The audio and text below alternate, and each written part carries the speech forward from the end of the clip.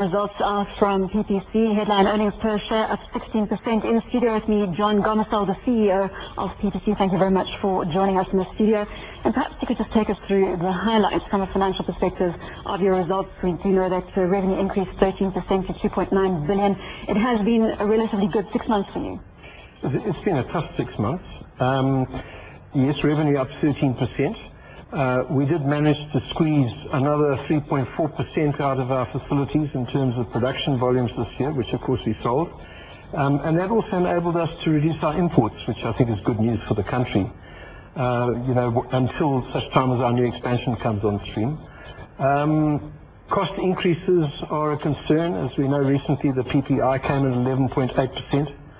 But I can tell you that in manufacturing cement, it's running a lot higher than that with the impact of coal price increases. And you're battling to pass that on to your customers? I won't say we're battling. So far we've passed it on. And unfortunately, it's happening around the world to the industry. This is not a South African phenomenon. Coal prices are following oil prices. Electricity prices are following coal prices and so on, even around the world. So global cement prices are on the increase.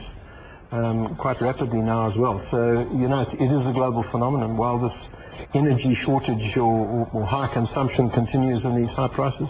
Let's focus on the demand aspect, because that's probably where your tougher trading conditions are coming through on the residential side, given the consumer being under pressure, and obviously we're seeing what's happening on home prices, etc. But you've got a more buoyant infrastructure demand and also affordable housing. Can you talk me through the demand equation? Yeah, we deal with the last one first. Affordable housing is running at about the same rate as last year, but the government plans, and that's projected at about 250,000 units this year. But the government plan is to increase that to 600,000 by 2010. So it's going to require a ramp up, and I think one of the problems that has held it back in the recent past has been the shortage of house building skills, because there's been so much residential and construction generally. And I think with the slowdown in the more formal sector, there's probably going to be more skills available. Hopefully the other parts of delivery will come to the party. So there could well be a ramp up next year, but we can't go from 250 to 600,000 on the 1st of January 2000. So you see good growth opportunity in the I think the opportunity is there. The other thing is that, speaking to developers, particularly at the entry end, there's been a slowdown because of people having to adjust their budgets and sort out their debt profiles.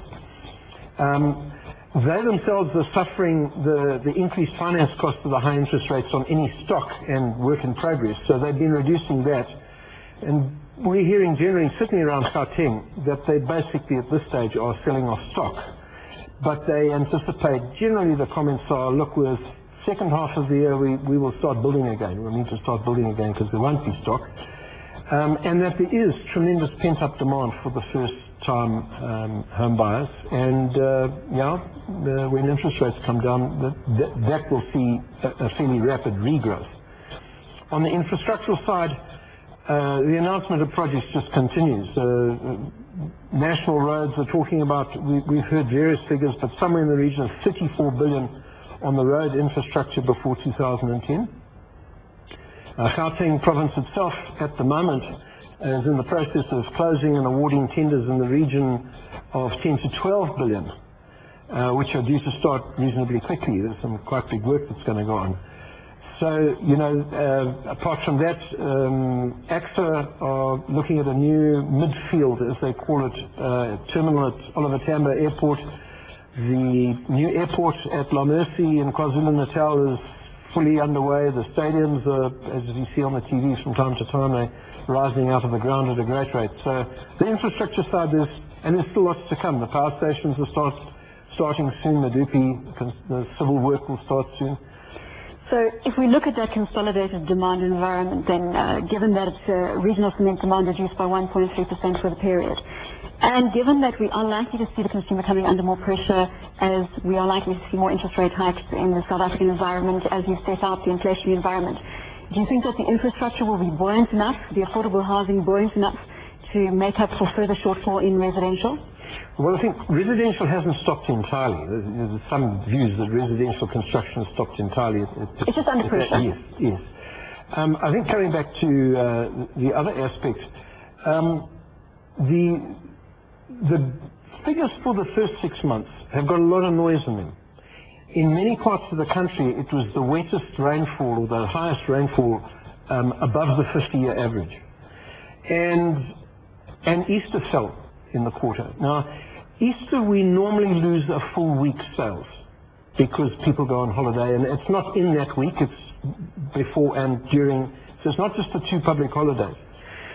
And if you take 1 week out of 26, that's 4%.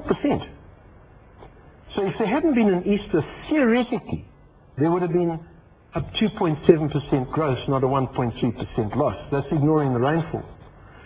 And some of our customers, for example, the ready-mix producers up here on the reef with the wet rainfall, said that versus last year, they lost as much as 8% of their volumes of deliveries because of rain that they could identify. Now, the demand hasn't gone away. It's not like if you're selling cold drinks outside Ellis Park Stadium, you know, when the match is over, it's pouring with rain and people don't buy cold drinks. It's gone. So, you know, the demand is still there. That cement's still going to be used. And on the infrastructure side, everybody we talk to is a lot more bullish than the general sentiment. There was some evidence of that in a Business Day report, if you will recall. I think it was last week, where they interviewed 10 top CEOs. It was significant that in the construction and related infrastructural sectors, very, very buoyant views on the outlook. Let's look at your expansion plans. Batsweledi has been delayed somewhat because of the high rainfall, which has had an impact on the safety issues around that project. Perhaps firstly elaborate on that. You're expecting the project to be commissioned June, end of June. And but it has also reduced you are forecasting cement production of 400,000 tons, 700,000 tons in October last year. Now looking at 400,000 tons, quite a large reduction. That's not all to Batsweledi. Yeah, that's not all from Batsweledi. What we predicted, the 700 and now the 400, is not all from Batsweledi. We had underutilized capacity last year in the Western Cape particularly.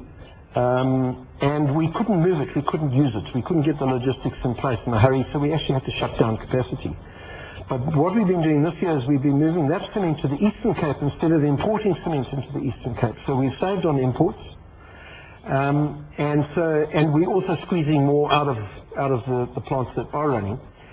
Batsweledi itself, we have commissioned major parts of the plant. The entire raw material section has been commissioned.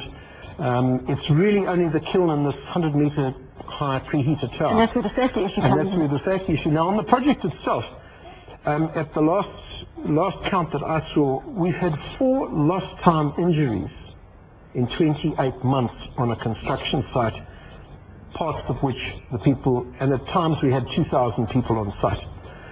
At times operating 100 meters above the ground with potential for stuff falling or people slipping and falling, etc. So and we are responsible for that safety. Although it's a contractor, we work together with them. So it's an unbelievable safety record for the contractors, and well done to all. I mean, it's been outstanding.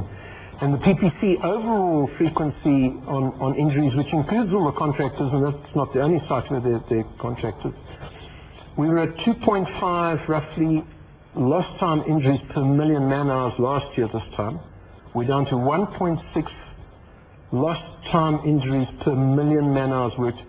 There are many industries and companies who have greater fatality frequencies than that. I hear I'm running out of time. I've been listening to you. I've been listening to the direction there. We still need to touch on Botswana very quickly, and Zimbabwe, your 2 African operations. Good growth out of Botswana. Zimbabwe is an entirely different operation. You're not consolidating those numbers into your results. Just a brief comment on both, John. Botswana is going like a Boeing. They have their own infrastructural program. There's a huge new power station to be built there, commencing next year. New north-south water pipeline, new technical, massive university in Gaborone, dams in the north, and residential constructions recovered there as well. Botswana used to be 400,000 tons a year. It's been down as low as 200, 220. Looking great, and we're the closest to that market. It's a pet market of ours. As far as Zimbabwe is concerned, it's a very sad situation. I mean, life for our people and the people in Botswana, our hearts go out to them. It is terrible living there. our local sales in the first half, in a market which used to be 1.1 million tonnes, in the first half we sold 74,000 tonnes. If there's a turnaround in the government there, is that going to materially impact your business? Well, it would, but it would require aid to come in and to rebuild Zimbabwe. It requires world aid to help, like it did with Mozambique. And then I think it's very positive. We have 800,000 tonnes of capacity. We'd love to be bringing 600,000 tonnes of that down here, but we can't get the transport, we can't get the diesel, we can't run the plant all the time. John, thank you very much for your time. That was John Gomersall, the CEO of PPC, and that's it from Power Lunch in association with MoneyWeb. We're crossing now to CNBC US for US Squawk Box. CNBC Africa's back at 4 p.m. Central African Time with regional roundup.